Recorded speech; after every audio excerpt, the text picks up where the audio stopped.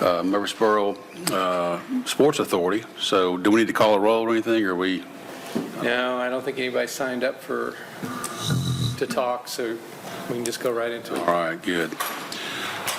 So we will look at agenda item number 2. So before you've been sent the minutes from the prior meeting. If you want to review those real quick, or if anyone wants to make a motion or any suggestions to changes, we can do that, but I will entertain a motion. I'll make a motion to approve. Got a motion. Do we have a second? Second. Any further discussion? All right. Mr. Adams? Aye. Mr. Ezell? Aye. Mr. Parsley? Ms. Polk? Aye. Mr. Turnbow? Aye. Mr. White? Aye. Chair LaTour? Oh, yes. Chair LaTour? Sorry, I was. Yes, I apologize. All right, motion carries. All right, we'll go to item number 3, the review of a consultant selection process. So, Craig, I will.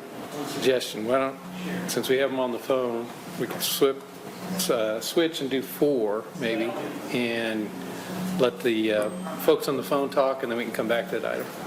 So I assume 4 is the demonstration of the placer. Okay. So we will now skip to item number 4, demonstration of the placer AI, and I think your name is Nicole. Do we turn it over to you, Nicole? Is that what we need to do? Do we have Greg and Sam in the room as well? I just want to make sure. Yes, we're both here. Okay, Yes. perfect. Great, glad to have y'all. Yes, my name's Nicole. My director, Bryce, is on the phone as well. We are both here as representatives from a company called Placer AI. We currently do work with the city of Murfreesboro and have been for, I guess now, like 6 months or something. And Greg and Sam reached out last week just letting us know that the Sports Authority had interest in seeing more about our tool, so that's what I'm here to do today. Typically how these sessions will run is I'll give you a little bit of background on our company so everyone's on the same page, and then we'll take a look at a live example so that y'all can see what it would look like for you to have access to this tool. Hopefully we can hash out any questions today and just align on how your group would be interested in using this tool moving forward. Feel free to chime in with questions. Sam, if you'd like to add any color or offer any suggestions as I'm going along, please do. Okay. Let's make sure I can share my screen here. Sure can. Y'all should see on my screen where it says Civic Solutions. Can you see that? Yes. Yes. Okay, great. For those of you in the room who may not have heard of us before, we are a solutions or a software solution. We're a location analytics provider. What that means is we're leveraging mobile data. So we're able to give you insights into any place across the city of Murfreesboro or the rest of Tennessee. We're going to be able to tell you how many people have visited a place, where they're coming from, where else they're going, and a whole host of other information. For y'all, I would imagine that would look like, looking at some of your sports complexes and other, parks and points of interest to understand how many people are visiting these places. We are working with over 4,000 customers in total. That includes retailers, commercial real estate groups, and then civic organizations, right? So we're working with cities, counties, parks districts, universities, convention and visitors bureaus, you name it. We're working across the civic space. And I'll kind of fast forward here in the interest of time. There's a ton of ways that civic organizations are using this tool right now.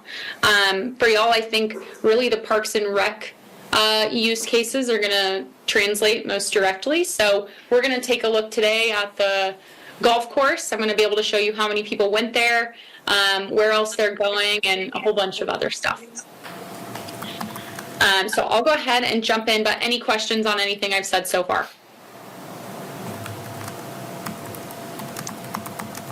Great.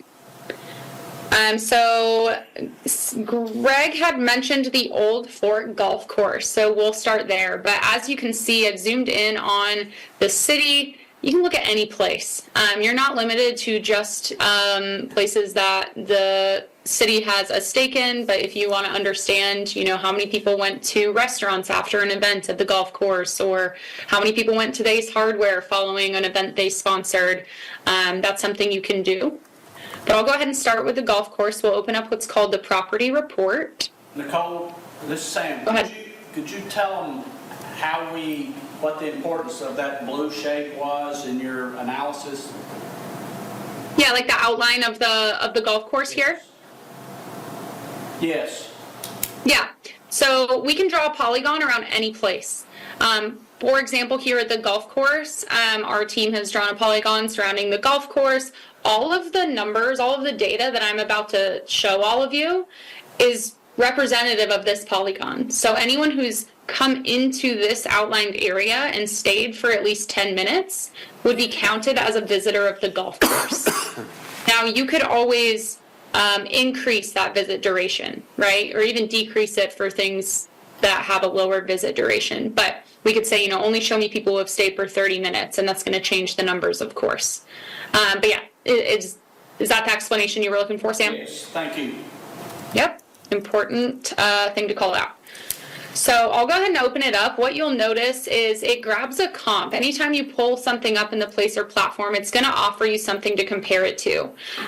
For some reason, this grabbed a spot up in Smyrna. You can always change that. We can delete it. You can add up to 8 venues at once. So if we wanted to compare Old Port to, another municipal golf course or a different park in town or to the tennis courts, you could do that.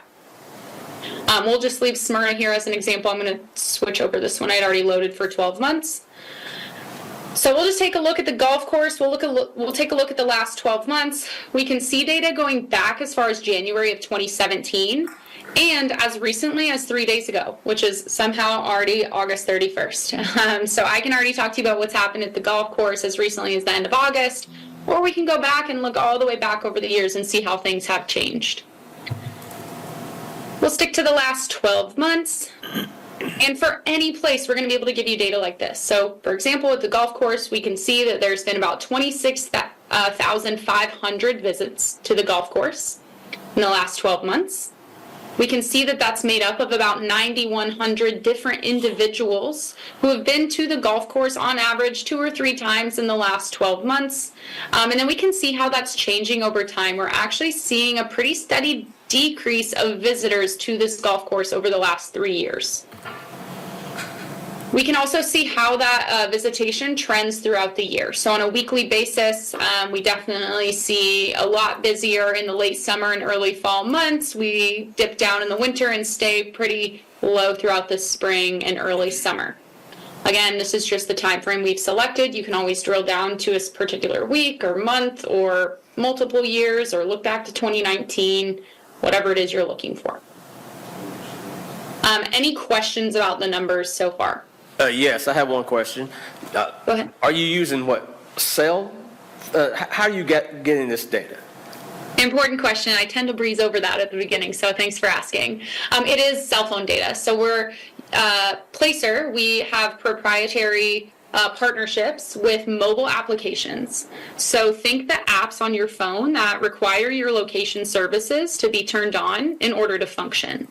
And then through that, we can see where this mobile device is moving. Now, what we don't do is collect personally identifiable information. So really all we care about is where the device is moving. We're not going to be able to see a name or a phone number or an address attached to that individual. It's just aggregated information on where mobile devices are moving and whether or not they entered this polygon that we've drawn. Did I answer the question? Yes, thank you. Great, yeah, thanks for asking. And so typically our next question for any place is, okay, great, we've had 9,000 people visit the golf course in the last 12 months. Where are those 9,000 people coming from? Do they all live in town? Do we have people coming in from out of town? Where are our visitors coming from? And how's that changing over time? We hop into the trade area feature here. We can show you exactly that. All those 9,000 people who have been to the Old Fort in the last 12 months, they've come from all over Western and, well, even Eastern Tennessee as well. We can see if we zoom in on town, it's a dynamic map. Obviously, no one living at the golf course, but we can see different neighborhoods across Murfreesboro where our visitors have come from in the last 12 months. Obviously, again, this is as granular as this gets. You're not going to be able to knock on anybody's door and thank them for coming, but you can really start to see the areas that you frequently draw visitors from. And as we zoom back out, you can really see that statewide reach again, people coming from all over the place to have visited Old Fort in the last 12 months. We can also see how that changes over time. Oh, might have to give this a refresh here. But we can split that trade area up by zip code as well. So we don't only have to look at it in kind of this heat map view, which is a little high level. Well, in an ideal world, if it'll load for me, I'll come back to it. But you can usually break it up by zip code and see your top zip codes that are visiting as well. I imagine Murfreesboro would top that list. Now, in addition to where people are coming from, right now we know where our visitors live. Those 9,000 people, they live all across the greater region. What I mentioned at the front, where else are these golfers going? Are they coming to town and they're playing around and they're leaving, or are they stopping for a beer on their way out? Are they grabbing gas on the way out of town, or getting groceries on the way home? We can answer all of those. So if we hop into what's called the visitor journey, it's going to look at all 9,000 of those visitors in the last 12 months. It's going to tell you where else they went. 36% of people, when they left Old Fort Golf Course, went straight home. Looks like 7% of people went back to work, or maybe an early morning round before work. It looks like we have an overlap of a different outline of the course, so I'll fix that. But then we can start to see other places people are going. We've got people going to the Avenue. We've got people stopping at Home Depot. Oops. And then we can see, 312 other places over the last 12 months where people went before and after visiting the golf course. So you start to see a lot of different restaurants here. There's pages and pages of this data. Just depending on what you're looking for, we can sort by category here as well. You could see specific restaurants people are going to. You could even sort by leisure and start to identify other golf courses or other park places people are going, hotels, kind of whatever you're looking for here. Not only can you see where people were at immediately before and immediately after visiting a place, but just in general where else people have gone. So in a 12-month time frame, this is kind of broad, but it helps maybe if you have like a golf tournament or a particular sports tournament or event happening at any of your locations to understand maybe where else did people go the day of the tournament, or where else did people go the weekend of this event. But for example, in the last 12 months, 72% of people who have visited Old Fort have also been to the Avenue at some point in the last 12 months. We almost always see like a lot of shopping centers and airports in this year-long view, but as you can imagine, you narrow in on a given day or week, it starts to look a little different. And again, you can sort by categories based on what you're looking for here as well. So I'll pause here usually for a high level, like that's a lot of data right off the bat. How many people are coming, where are they coming from, and where else they're going. We can also do a lot of other custom reporting based on the questions you're looking to answer, and we can start to dive in a little bit deeper into the types of demographics and the types of people that are visiting our various sports courts and complexes. Greg, Sam, anyone else, is there anything else you're hoping to see for a property to understand the ability of this tool today? I think it would be good, Nicole, to look at the demographics as well. Okay. And then after that, if we could go to Siegel Park, I think it would be good for them to see that, and then we can open it up for questions. Yeah, so I should have said this at the beginning. So I'm having a bit of an issue opening the other properties that you sent me today. I've submitted it to my team. I'm trying to figure out what's going on, but we're having a loading issue with Siegel and McKnight. So worst case scenario, I can always export those and share them to you later on, so just so you can see data for different spots. I'm keeping an eye on that off screen to see if it'll load in time, but just to warn you, we may not be able to look at Richard Siegel today. But for demographics, so we saw the neighborhoods that our visitors to Old Fort are coming from, right? So this is that same heat map. It's zoomed in a little bit. We've shaved off the bottom 30% of visitors. So we're looking at, the majority of people who have visited Old Fort in the last 12 months. This is kind of the bulk of the neighborhoods that they're coming from. Now, again, I mentioned we're not gathering personal info, and so how we bridge that gap for our customers is we partner with demographic providers. Essentially, what we're going to do is we can look in these neighborhoods that our visitors came from, And then we can look at things like census data or other demographic providers and say, what are the demographics of people in those neighborhoods? So again, it's not going to be a one-to-one of our visitors, but we're going to get a good idea of, okay, people who live in the areas that our visitors come from, this is who tends to live here. A lot of our parks teams, which is a bit adjacent to like a sports authority, love this just to be able to kind of prove the size of the population that you're serving and then understand the types of people that visit your locations. So essentially what we can do is we'll look at a 5-mile radius, which is in orange, and then we can compare that to these pink areas, which is the neighborhoods that visitors to Old Fort actually came from in the last 12 months. And so essentially what we can see is in a 5-mile radius around Old Fort, population's about 171,000. If we look to the neighborhoods that our visitors actually came from in the last 12 months, we're reaching a population or serving a population of closer to 143,000 people. In those neighborhoods, we can see that the household median income is about $80,000 a year.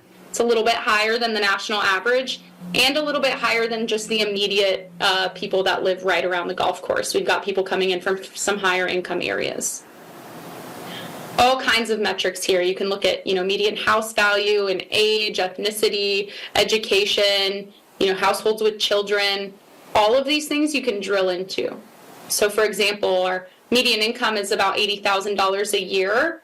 Interestingly though, still 5.9% of that trade area or the neighborhoods our visitors come from falls under $15,000 per year. So a lot of our city teams like to be able to really drill in and understand the true communities that they're serving or that they're attracting with public spaces, businesses, etc. So yeah, lots of different demographics you can look through here. This is just kind of a high level, your traditional census type of info. You can also look at dozens of other data sets here that get into, the types of neighborhoods people are living in or the types of things they like to interact with on social media. There's kind of endless analysis that you can do around what your visitors look like in the neighborhoods that they live in. Then next, Nicole, could we look at the year over year for 04? Yeah. So if we go into the variance tab, we got a kind of a screenshot at the front. We'd seen kind of a decrease of visitation. But if we go into the variance tab, we can look on a weekly or a monthly basis and compare that to previous years. So for example, November of this year, we had a 47% increase in visitation during the month of November.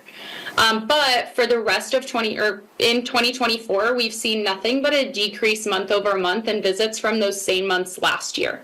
And so you can start to see where that visitation is or is not happening. And then again, kind of compare on a baseline as well. Yeah, it was, the golf course has been Thanks, guys. Thanks, guys, for picking a. Booming now. It was remodeled. Get a tea time. So hopefully if there's been a remodel, then we'll log in here in a couple months and this is going to look the opposite, right? And that's another really great way that a lot of our civic teams are using this is to be able to prove that these investments and redevelopments have an impact, right? I was working with a group in New York State and they had a ton of flack from townspeople on whether they should or shouldn't invest in their Main Street park. They were able to go ahead with the funding to put in a new water of this big grand water fountain feature thing. It was closed for 6 months. We were able to go in once the park reopened. They saw a 200% increase in people visiting the park from prior to it being shut down for construction. And so they were not only able to prove to the city that, hey, this investment was worth it, but it made it a little easier moving forward to say, hey, an investment in our parks and an investment in our local areas does increase the amount of people coming in, especially from out of town. And then looking at the things like the visitor journey and the demographics and being able to prove with data the economic lift that something like an investment like that or the redevelopment of a golf course has on the businesses in the area. So yeah, hopefully we'll get in and we'll see an increase in visitation at the golf course now that hopefully it's reopening soon. But you can also get a glimpse at that year over year traffic here as well, back as far as 3 years just at a glance.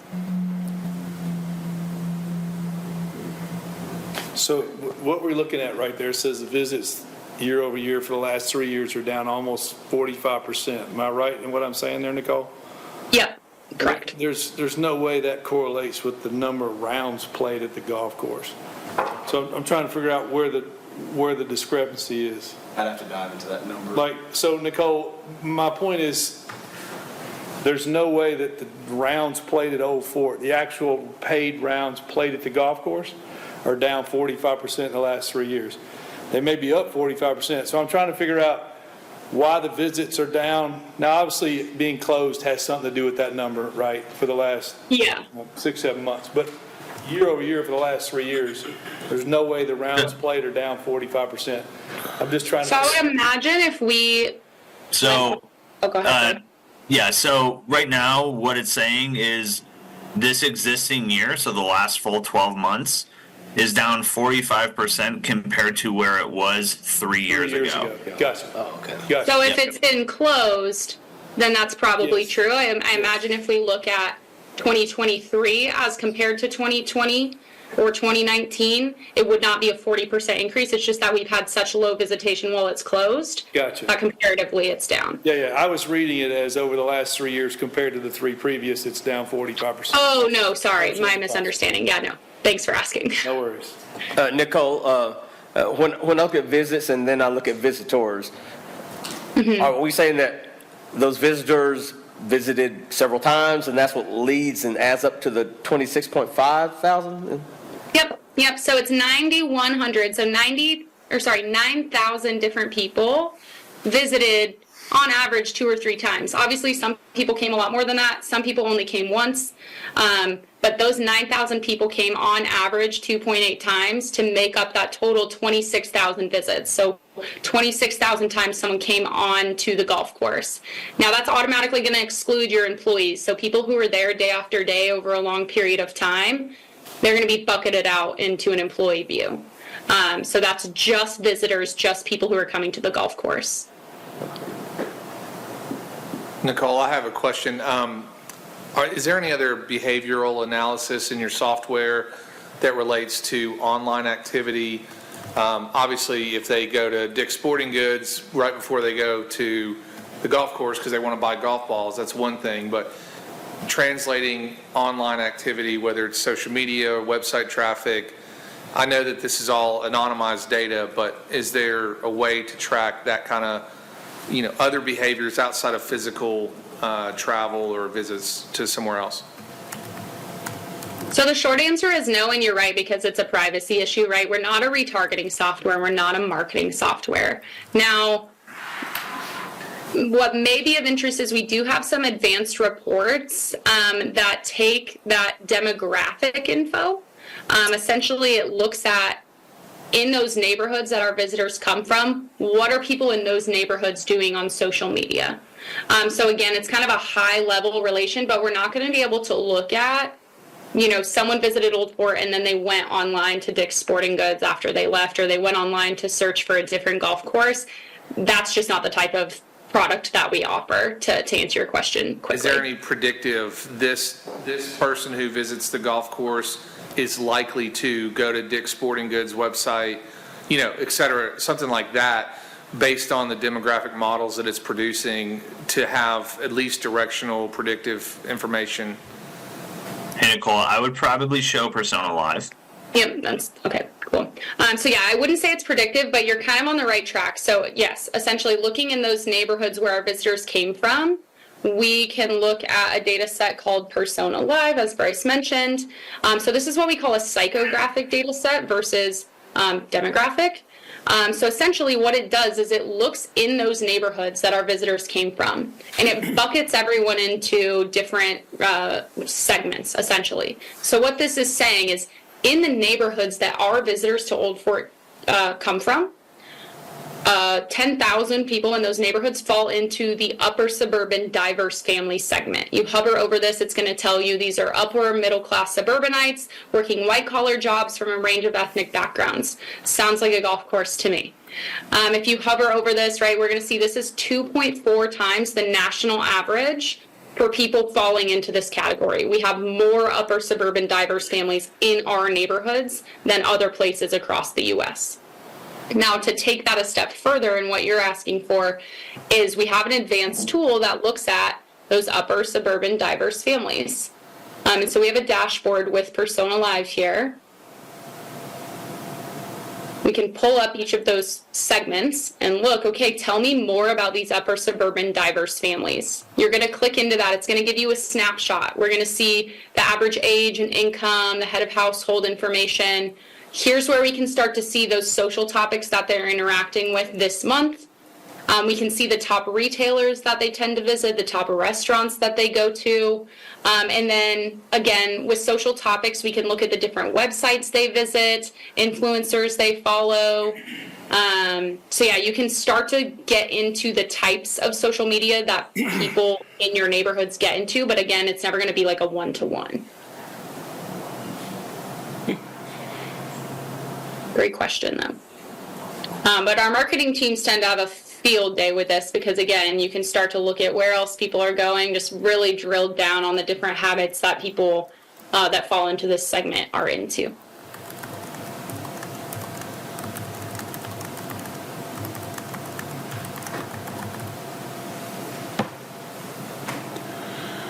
Anything else anybody wants to ask or comment on before we move on?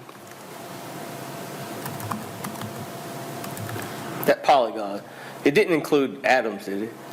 It was strictly the golf course. It looked like it included probably Adams. Well, there's Golf Lane. Okay. Yeah, that's the holes that actually go out to Old Fort Parkway. The Adams Tennis Complex is just to the right. Oh, yeah, it does include Polygon. Adams, yeah. Didn't include that. We have a different polygon around the tennis, indoor and outdoor courts. And we ran a report on that last week. Be glad to share it with you. We also pulled the Siegel Soccer Park and McKnight Park and some others that the City Parks and Rec and the City Administration have been interested in. And so we already have those polygons drawn. We are limited to 5 million square feet on a polygon, which would not cover, say, for example, the MTSU campus. It's 20 million square feet. But Placer can, if there are locations that we're interested in tracking that are bigger than 5 million square feet, we can ask them to actually create that for us, and we can create our own private spaces that are not available to the general public or not available to other Placer users, and we only get to see the data that collects.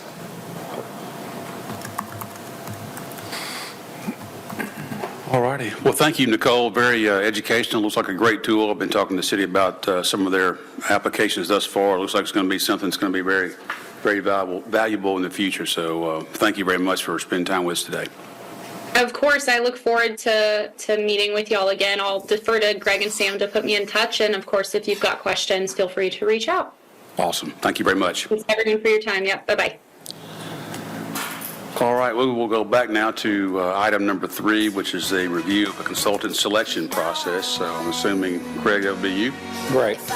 We've reviewed with the city staff, city attorney, and on the best process that we could use to identify a consultant that would help us utilize this tool in marketing some of our facilities. They suggested a qualifications-based process. Thank you, Greg. Qualification-based process to review their qualifications, and then after that, negotiate a contract with them. We use that process before RFQ, request for qualifications, is the general terminology used. So we will draft up with the city's purchasing department an RFQ, kind of outlining what we're looking for, and send that out and get responses back. Take a look at what we get, present those to the board. The suggestion normally is to identify 2 or 3 that look pretty good. And if the board wants to have interviews, we could have interviews, probably Zoom interviews with them, and then make a decision on who we'd want to go with. Generally speaking, it probably would be, the first contract would probably be 2 years, maybe another optional year after that, just to get the program up and running, get a sales cycle going. It does take a little bit of time to identify all the information, who might be potential sponsors for our sports program. So we'll want the first period of time to be long enough to give that entity a chance to be successful at it. So that's really the process that we're looking at. Any questions or comments, suggestions? This is the same type of company you described at our last meeting that helped do some things in Memphis and some other locations, so. Yeah, that was That type of Donegal and consultant. Associates, and Mike Humes is the principal there, and he's the one that came and did an assessment for us. So it probably would be one of the people that would submit qualifications to be the board's consultant for that type of activity, yeah. Okay. Anybody have any questions or comments? Will they be in charge of developing like, hey, this is market value for advertising at these locations, as well as try to sell those? Is that how that would work? Yeah, I think that's the way we would envision it.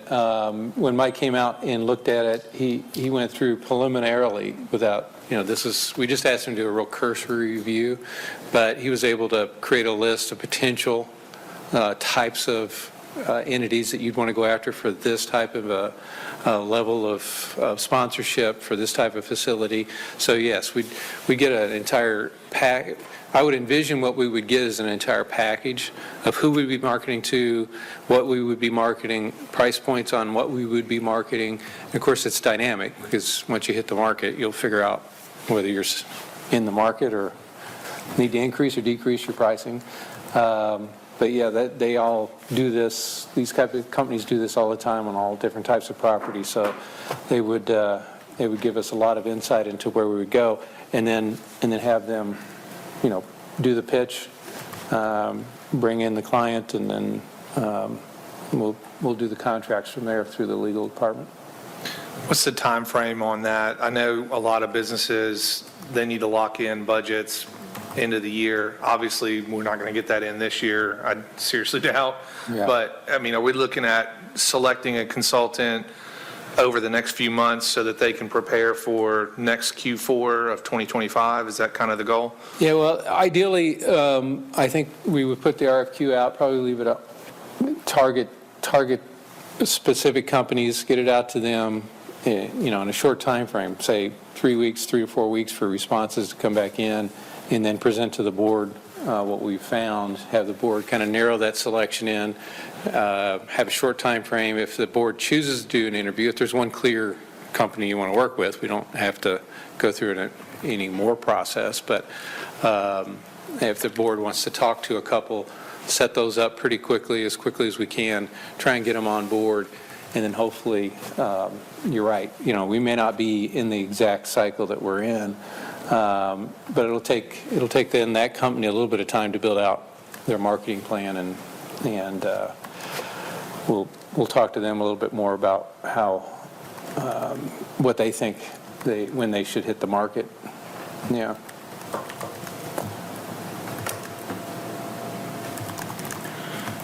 Any other discussion? So I guess next May we'll learn more about the process and maybe a little more definition on timing of getting the RFP out, or I guess whatever you think, we'll certainly be ready to take action if we need to. Yeah, I'd like to target it so we have responses back in for the next meeting so that you'll be able to see responses in the next meeting. Okay. Fantastic. Yeah.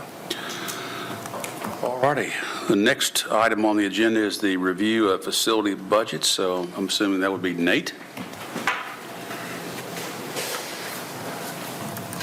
You could play a lawyer on TV. To play a lawyer, yeah. I'm not the attorney, so.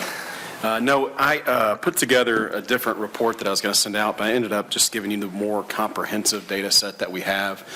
I think it paints kind of a fuller picture. What doesn't line up is the expense versus revenue. The expense that's facility specific isn't truly reflected, and I had that, and I failed to bring that with me. I apologize, but this is kind of a high level. You wanted to see everything, so I wanted to kind of show everything and show how we're trending. We've trended up in revenue as a department for the last 6 years straight, minus COVID, where we just leveled off. So we're growing pretty rapidly. You can see some of the areas we're over exceeding expectations. One area that's a little bit misconstrued is the revenue at Adams Tennis Complex, which we're down, but it's not as dramatic as what's shown here. It shows about $200,000, but we changed the model for which we're doing our pro program. So we were taking in 100% of the revenue and paying out 80% of that. Now they're just paying rental fees, so it's a little bit skewed. Even though we were bringing in $250,000, $300,000, we're paying out 80% of that every single time. So it looks a little bit rougher than what it is, but we're certainly down. I think we're regaining this year. But I'd be glad to answer any questions you have. If you want to take it with you and kind of go over those numbers and come up with any questions, I'd be glad to answer them that way as well. I looked at this earlier today for 20 minutes, and I was super impressed by, it was a lot better than I thought. I thought it was a break-even proposition, and it's definitely not that. So good job to you and your team. Obviously, the soccer park is killing it. I mean, that's a lot of revenue for a municipal soccer park. So thank you for putting this all together. It looks really, really good. Sure, I appreciate that. And the Siegel, I wish they were able to run the Placer AI information on Siegel, because that tells really an interesting story about the increase is about 100% in participation, and then the number of the unique visitors is much higher, and it shows people coming in from all over the country. So I think last year when we ran the original report, which Greg's going to send to me, and I'll email that out to you all for several of the facilities, it was 817,000, not including the 6 fields at Jordan Farm. So that's a huge number. You compare the Titans just home games, that's more people going to Siegel Park than the Titans games, all season. Yeah. Where's the 550 broken down as to like rec league, club ball, tournaments? As far as the revenue? Yeah. Do we have that? No, it's going to be pretty lumped together in this, but I can get that breakdown. I know I ran some numbers today in my office. I know just in player fees at Siegel Park, we brought in over $55,000, and that's $10 per child who participates in a rec league. So I can get that breakdown for Siegel if you want to. It's a large majority rental, though. We have an affiliate league program or affiliate association where they pay basically almost like a membership where they can get use for their clubs, teams, and I can get that full report. And King's Hammer, I'm assuming they also pay? Yeah. King's Hammer, they pay for rental fees. They also pay the player fee. They do get a benefit. They provide our rec league for us, and they do a great job of that. That's the former Murfreesboro Soccer Club, but they've really taken the next step when it comes to how they offer their programs. I had one question about, trying to generate revenue and obviously advertising, signage, sponsorships, and all that. It seems to me when I was younger playing in Murfreesboro Soccer League, we had a law firm or, a little mom and pop store on our jerseys or whatever. My daughter just went through the volleyball league this past summer. And, there's not that local community business. I'm sure it's probably like the coaches rolled their eyes like when you ask them to go get a sponsorship, and that's probably the reason. Is there a reason why we don't do individual team sponsorships for local businesses or anything like that? It's nominal probably at best, the amount, but. A couple of reasons on that. It's very labor intensive to get those types of sponsorships with a low yield sponsorship, to be honest. And it kind of waned off. And then the second thing is we started just wanting to brand everything that we did, just Murfreesboro Parks and Recreation, use that as a branding opportunity for the city. But I remember the same jerseys that I had as well. Yeah, I see it a lot more in the county because we get those requests all the time at Middle Tennessee Electric to sponsor those teams, putting patches on banners and things. But yeah, not in city limits. Nate, what do you think is like the lowest hanging fruit outside of the big picture with like where we're going to have the consultant and all this data? Is there some other low hanging fruit that you see that we're not capturing revenue wise at either on a rec league or a pay to play type of sports comm daily fee? I mean, where do you see any kind of low hanging fruit that we could look at? Yeah, I've asked our team to start looking at our fees in general. I think we're grossly underpriced for the programs and the facilities that we offer at every single level. That would be the low hanging fruit. So we want to strike a balance, though. These are community benefits. We want to provide opportunities for those who might not otherwise have the opportunity. But just in general, the cost of everything is going up right now, and I think a lot of times We're just very underpriced. I remember when Craig moved to town, he was asking about Adams Tennis Complex, and I told him how much it was, and he said, oh, a month? And I was like, no, that's for the year, you know? So I think we have to look at all of those, and I think we have to always increase, you know, the opportunity for the city benefit of the paying the lower rate for city residents. So, but looking across the board, we need to look at all of our rates for pavilions, for programs, for everything. Is there a certain percentage increase that you do each year, or is it? There's not. We went through a bad spell of not doing anything for 10 to 15 years. And about 6 years ago, we started assessing and not being afraid to change fees every month if we have to. You know, we didn't have to make it a big deal, but a tweak as needed. We'll take it to our Parks Commission or the Tennis and Pickleball Commission as needed to adjust fees, but we're, you know, not afraid to do that, but nothing set per year, not an escalator. So there's a real balance you want to achieve with a public facility and public recreational leagues on fees versus what it costs to provide those fees. And that's why looking outside for outside revenues from other companies can benefit from advertising with the people that are there, and then supporting some of those is a good way to do that, because you can keep your fees so the community can all appreciate and join in what's going on and still have the income to be able to provide that. The other thing I'll say, this is all operating, right? This is your operating budget. That's the other point, yeah, I was going Yeah, to make. so this is the operating budget. The other part of anything the city does basically is the capital budget, and that's the capital expenses. So how much it costs to build something, the debt service it takes to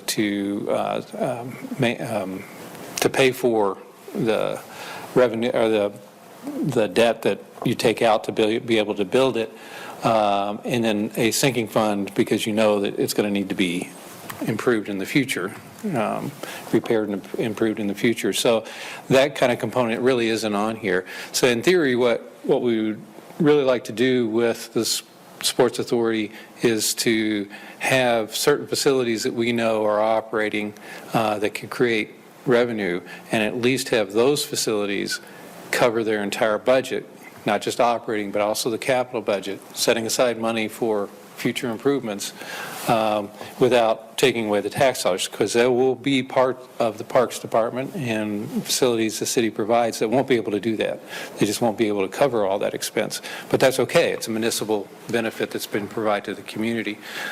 So that's part of the reason we've segregated some portion of the entire offering, like Siegel, Old Fort, Adams, maybe a future baseball facility, that we could say this is the expense of running it, this is the expense of building it, this is the expense that we are looking in the future, and if we could derive revenue from the outside to help support that, we're doing really well. If we get additional benefits to support, say, Sportscom or Patterson or something like that, that's great, we can do that. We don't anticipate those would ever be able to be self-supporting because they're not built that way. They're not meant to be self-supporting. Can I just add one thing to that, not reflected in here? We run a number every year of the free and reduced passes and everything that we give out for, you know, our financial assistance program. And this past year was over $600,000 that was given out. So that's, you know, taken within policy, and we're glad to do it, but it's just another example of, you know, the community benefit of the facilities that we have. And we understand a lot of the facilities are used by county residents because the county doesn't provide any parks facilities at all. So county residents use those. And we do have some differentiation on fees on some of the fees that go into some of the facilities, but until the county provides parks, will be the parks that and facilities that county residents will come to. We recognize that. But on the other side, if you take the demographics, we're drawing from the county. And if you're using that for sponsorships and to sell sponsorships, now the entire community is starting to put back into the facilities and not just taxpayers that sit in the city. So we can expand our base more or less. Awesome. Any other comments or questions on this topic? Again, if you want to review it and take a look and ask for any more specific information, I'd be glad to get that.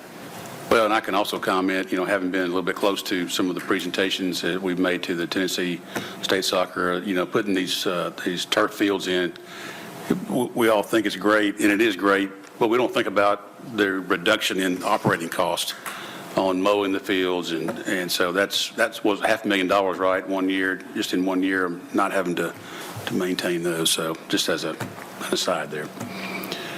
I had one other quick question. I know, I live on the west side of town. There's not a whole lot outside of, once you hit Old Fort, it's all over there, it seems like. We're working on that. I'm sure. And I know that's not my question. My question is, are there any plans that could be relayed to a potential sponsor with a new opportunity for a second sports comm or a second soccer field or what? I've heard aquatics. I've heard all kinds of different things, right? That would say, hey, look, we've proved the concept. We have a highly successful facilities, and boom, boom, boom, boom, boom. We got another one coming online. Are there real plans for something, not that you have to divulge, but that would help in selling other sponsorships? Well, I'll say there's no secret plans, but we are, the city does own out 96, 150 some odd, 160 some odd acres across from the Del Webb development that's being done out there. That is being planned as a sports facility, or being planned. There's not actual plans being done. No, we have a concept done. Concept, okay. So It's a two-phase implementation, so 2 ball field complexes split by the Colonial Pipeline and then some type of indoor facility that could be aquatics, ice, wellness, that type of thing, nothing specific. Yeah, so there is some planning done, and that's in addition to the parks. That's the previously the MTE site that we've traded with MTE that is planned for more of a passive park. But that's The green space. well being done. Yeah, No, it's a great park. It's, $12 million park with $10 million worth of development, huge playground, destination playground, event space, trails, pickleball. So it's going to be a nice park, but something like that you could focus on is looking at the playground. We've got a $1.2 million playground that we could potentially work with somebody who wants to come in and be kind of the naming sponsor of, that playground. I'm just using that as a hypothetical. But to answer your question. On veterans? On veterans, yeah. And that's going to bid in late October. That park is going to bid. We're finishing up all the construction drawings right now. So, but, to your point, I think that's why it's so important to get Siegel done as a proof of concept to move quickly. So we can say, yeah, we're not trying to do everything across the board, but naturally everything will happen once we can prove how it can be incorporated within the park system. That's just my opinion. I don't want to step out of turn. Yeah, absolutely. Your plane's here, Craig. Yeah, Yeah, we'll let Craig go. to catch my jet. Big one. It says Federal Penitentiary on the side, but it's a nice plane. All right, any other questions? All right. So now we are under other business. Is there any other business to come before this board today? I don't believe so. All Not right. from staff. So future meetings will be the next one. Craig? I guess that'd be an open question. You look at a calendar, and I'm not asking for dates today, because what we'll have is our staff will send out in survey, and so everybody has a chance to look at their calendars and consider. But my thought was, if we can get out our RFQ in pretty short order, and maybe have responses come back within 4 weeks, maybe sometime that second or third week of October, look at dates in that area, if that's okay with the board. And again, I don't need dates right October now. is fall break. When is it? The second week of October, the 7th through the Right. this fall break. So if we're looking at the week of the 14th through and the 21st, somewhere in That's fall those 2 break, weeks. That next week. What, next week is too? I don't know. I grew up Got without fall Halloween, break, and I yeah. seem to do fine, but I don't know. We'll figure it out. We'll figure it out. We'll send dates out and canvass the board and figure out somebody in there, maybe that third week then. Yeah, and we should have RFQ responses and give the board a chance to look at them. I'd like to get them out to you a little bit early so you have a chance to read through them and Okay. come in and discuss them. All right. Okay. Well, I guess if there's no other business, we will adjourn the meeting.